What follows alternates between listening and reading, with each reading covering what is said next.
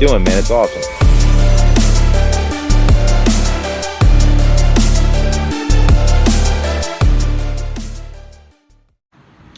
Yes, it's a mess, but there's a reason I have these two things out. I am receiving my Coyote motor today for the Fairmont Hushmoney. Hushmoney is done, the cage is done, so once I get it here, I'm gonna have to do a bunch of painting on the cage and the interior. I'm gonna try to tackle it myself. Save money, whatever.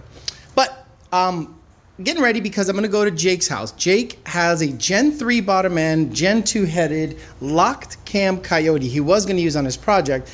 And he said, bro, I just wanna put a voodoo on it. Screw that, you can have this motor. And I'm like, sure, okay, whatever, bro.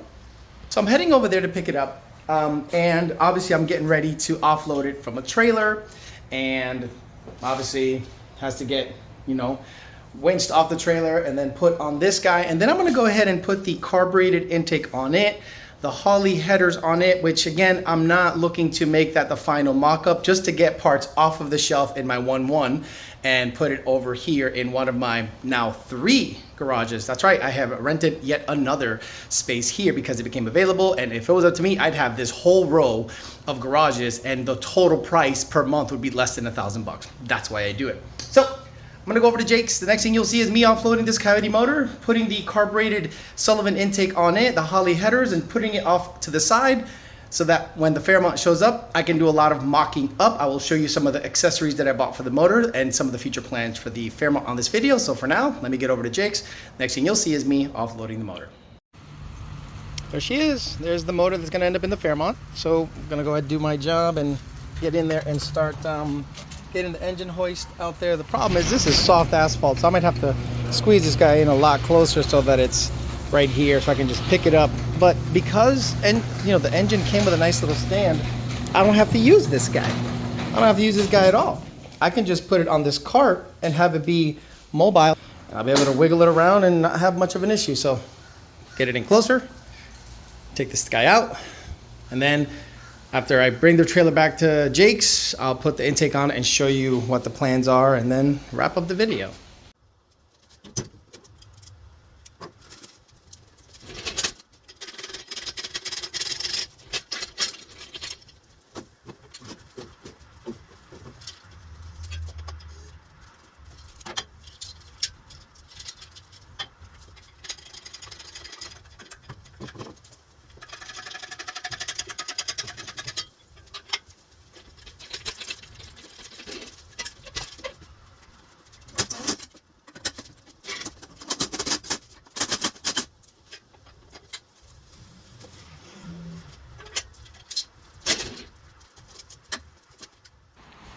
And there you have it, offloaded in about 10 minutes. I'm gonna collapse all these things, put them up in the corner. I don't think I'm gonna park the gray car here for a little while until I get all this situated, so it'll live outside for a little bit. I'm gonna clean up this mess. These have to go up against the wall. You don't need to hear about that, but I definitely have to clean up this garage to make it more efficient to work in. But for now, got the motor in the garage. I'll come out, unwrap it, put the intake on it, mock it up a little bit so you guys know what the plan is, and we'll wrap it up. All right, before I get in here and mess around, I'm gonna clean this up a little bit because it's bothering the heck out of me. So let me do that first. A little better. Those are all my foot marks. I guess Rami didn't like the fact that I had foot marks on the wall. Well, that's what happens when you work on the ground. You have to smash your feet up against stuff. I'll clean it one of these days, but much better, much more room to play with. All I'm gonna do is put the intake on there just to see how it looks, talk a little bit about what the plans are, and then we'll wrap it up just to kind of give you an idea of what's happening, what motor this is, what the goals are, and we'll go from there. Okay, so what is this? All right, so this is a Gen 3 bottom end, Gen 2 cylinder head, locked stock Gen 2 cams, Coyote. So this is what we would call a 3-2-2.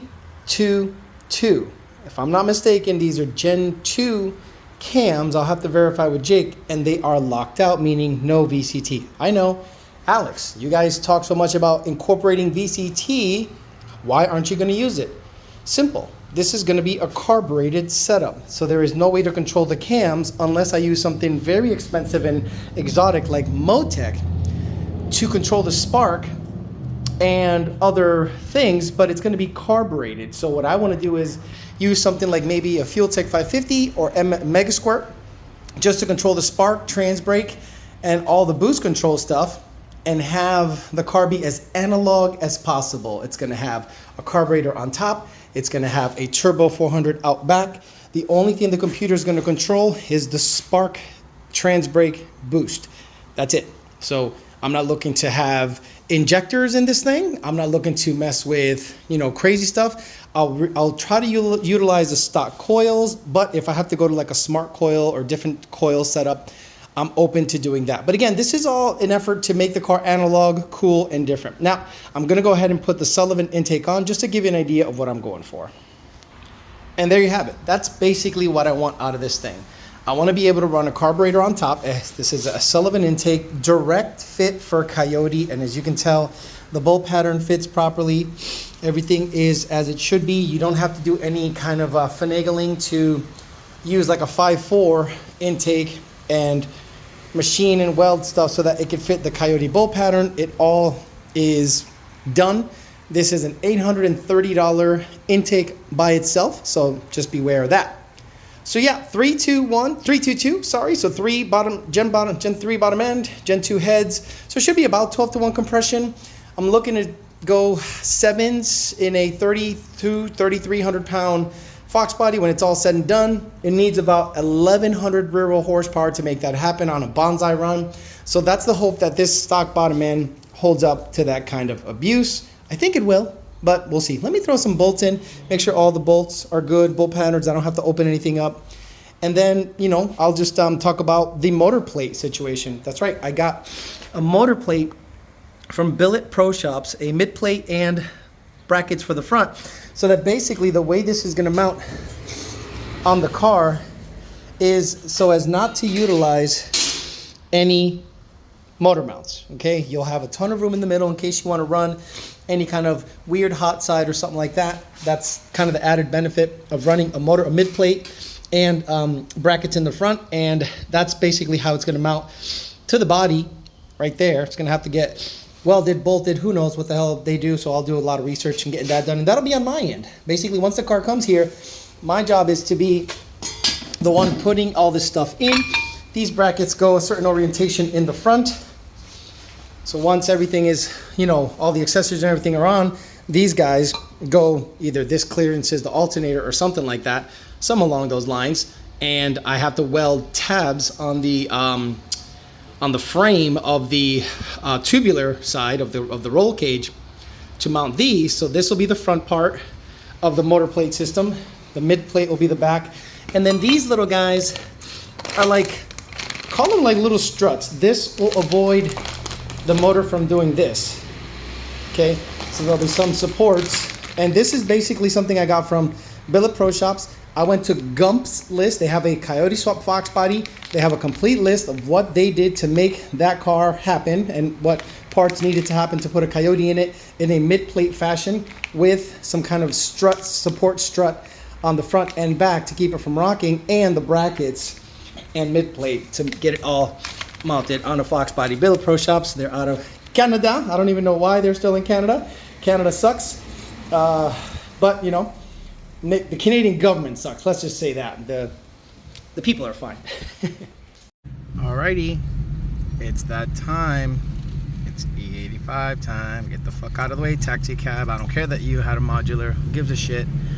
That's right. We're gonna get some E85 in this car, and I'll show you a quick little process. What the fuck are you doing, you fucking shithead? Oh my god, everyone's a fucking retard. Everyone's a retard. So I'm going to show you the process of what I do when switching fuels. A lot of people get a little confused about switching from pump gas to E85. Well, this is the way I do it. 20 miles empty is probably a gallon and a little bit. It's empty. So I'll show you what I do in terms of using an N gauge and how to know that the E85 is starting to be combusted at the engine. Okay, it's pricey, but better than $5 a gallon for 93. So I'm not gonna flash the tune. What do you mean you're not gonna flash the tune? I'm not gonna flash the tune. You'll see why. All right, right on the money, 40 bucks. So that means 13.7 gallons. That means probably had about 1 full gallon in there. I'm gonna get in the car, and I repeat, I am not gonna flash the tune. Where's my key? It's up my ass. I'm gonna turn the car on. Well, actually, I'm gonna key on first, and I'm gonna show you what I'm gonna do. Data logging.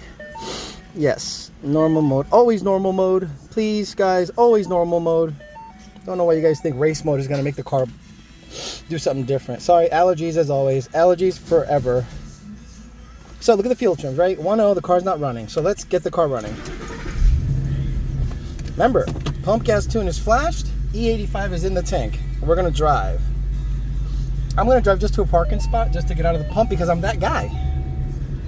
I'm that guy that gets out of the pump when I don't need to pump gas.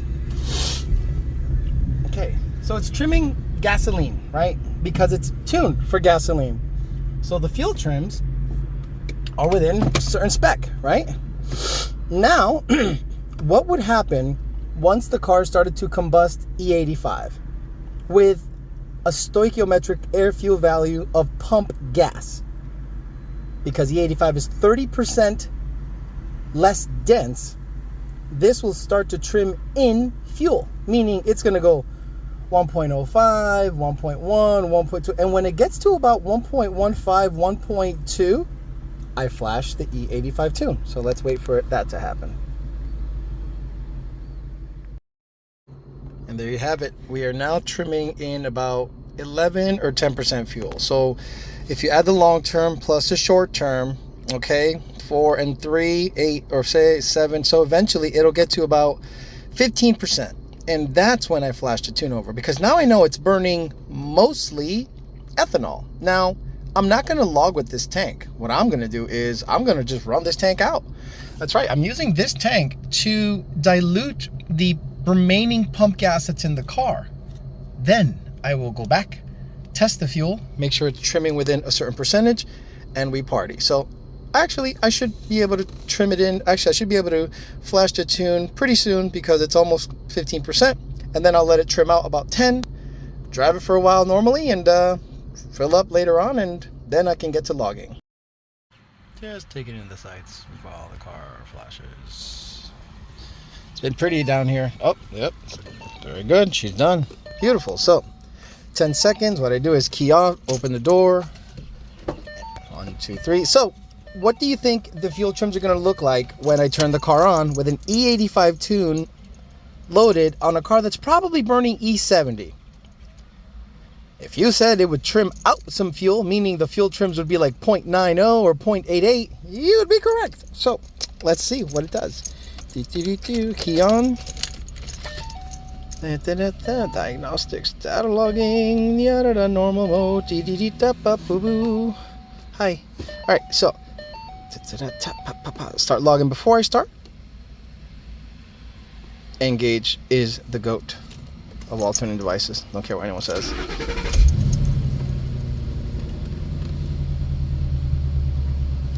So let's see what the fuel trims say. So if it's like E80 something, E89 or something. Yeah. Oh, what? Get out of here. It'll stabilize. You know what I'm saying? Yeah. Once it warms up, these cars go into this weird enrichment when they first start up, and it just kind of like skews all the numbers. But that's why I tell people just run it for a little while, and you know. So again, I'm expecting 0.89, 0.88 fuel trims. It's okay. There it is. It's starting to kind of come up that way. So the more I drive it, the closer they get to 1.0. So if I have the stoic set at 9.85, which is E85, and after the next fill up, these fuel trims are within 5%, ride the fuck out, son. So that's why I tell you guys, you need to drive the car a lot when you mix fuel so that everything burns properly. That's why I put E85 in the tank, do not switch the tune, go over to the side, wait until the fuel trims start to look lean, then flash, so at least you know you are burning some ethanol. All right, I'm gonna do some driving, get the fuel trims to something good, and then we'll do some testing on draggy quarter mile, see if we can get into the 12.3s.